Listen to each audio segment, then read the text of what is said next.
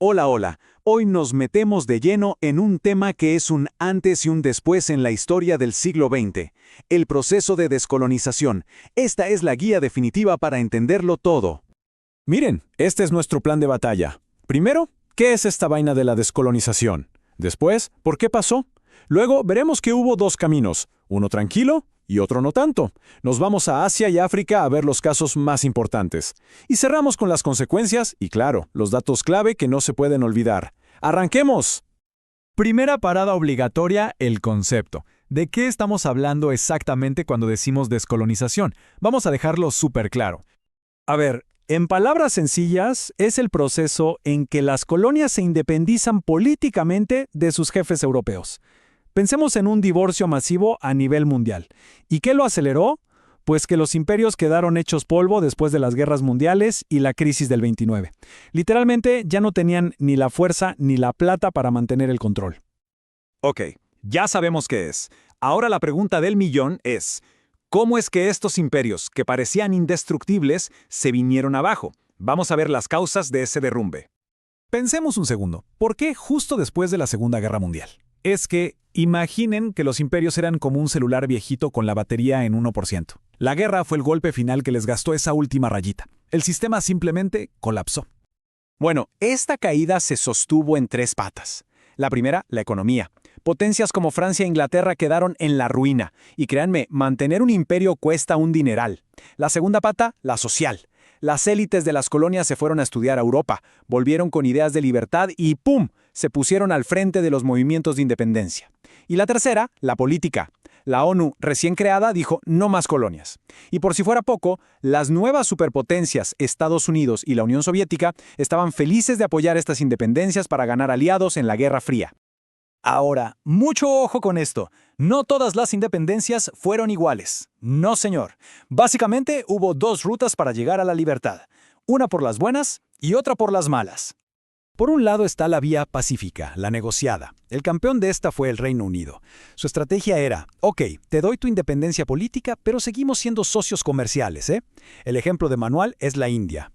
Y en la otra esquina del ring, la vía violenta. La protagonista aquí es Francia, que se aferró a sus colonias como si no hubiera un mañana. Y claro, eso provocó unas guerras de liberación terribles. Los casos más famosos, Indochina y Argelia.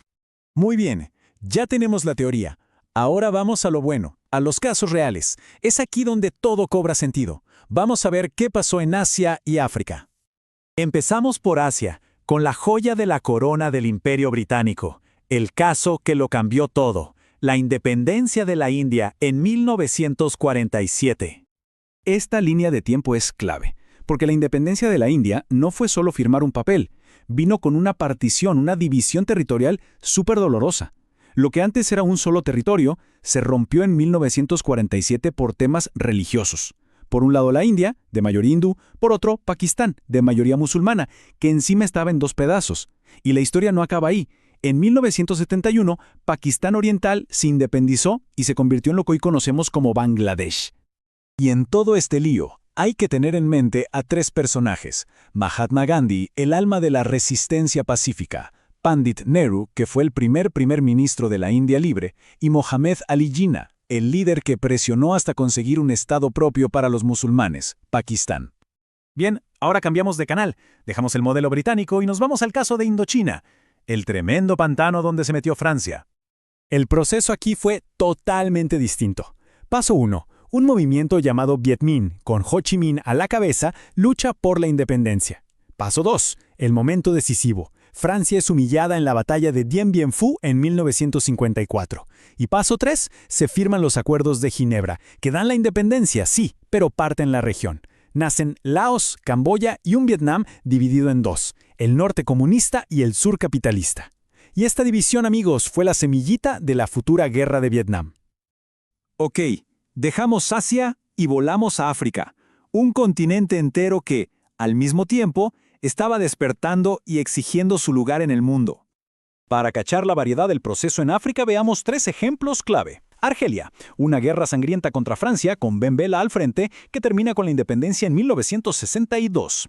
Ghana, un dato histórico importantísimo, fue el primer país del África subsahariana en independizarse de forma pactada con Gran Bretaña en 1957 con Kwame Nkrumah como su gran líder. Y el Congo se independiza de Bélgica en 1960 con Patrice Lumumba, pero cae de inmediato en una guerra civil espantosa que necesitó que la ONU se metiera. Pero a ver, conseguir la bandera y el himno fue solo el principio. El mundo que nació después de la descolonización estaba lleno de problemas nuevos y, la verdad, muy complicados. Este gráfico lo dice todo. La consecuencia más grande fue el neocolonialismo, que ya explicaremos. Pero además, una inestabilidad política tremenda. Golpes de Estado, dictaduras, también conflictos étnicos terribles, muchas veces porque los europeos habían dibujado las fronteras con regla y lápiz sin importarles la gente que vivía ahí. Y como respuesta a la Guerra Fría, muchos de estos nuevos países crearon el movimiento de países no alineados, para intentar no meterse ni con los gringos ni con los soviéticos. Y aquí llegamos a un concepto que es oro, neocolonialismo. ¿Qué es? Es la nueva forma de dominar. Los países son libres en el papel, sí, tienen su presidente, su bandera, pero en la realidad siguen dependiendo económicamente de las grandes potencias. Es como cambiar las cadenas de hierro por cadenas invisibles, las de la deuda y el mercado. Muy bien, llegamos a la recta final. Vamos a resumir lo que sí o sí hay que llevarse de todo este tema. Los puntos clave.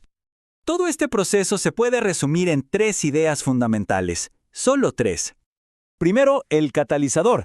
La Segunda Guerra Mundial dejó a las potencias europeas en la lona, sin fuerza ni dinero para seguir siendo imperios. Segundo, las 2 vías. Hay que recordar siempre esta diferencia. El modelo británico, negociado, como en la India, contra el modelo francés, de resistencia y guerra, como en Indochina y Argelia. Y tercero, y quizá lo más importante, la ilusión de la libertad. Porque la independencia política no significó independencia económica, y ahí nació esa nueva forma de dominio, el neocolonialismo. Y para cerrar, dejemos una pregunta en el aire. ¿La descolonización de verdad terminó con la era de los imperios o solo cambió las herramientas? ¿Se pasó de dominar con soldados y banderas a dominar con deudas y mercados? Una pregunta que la verdad sigue muy vigente hoy en día. Gracias por haberme acompañado en este viaje. Mentora Academias, tu futuro empieza aquí.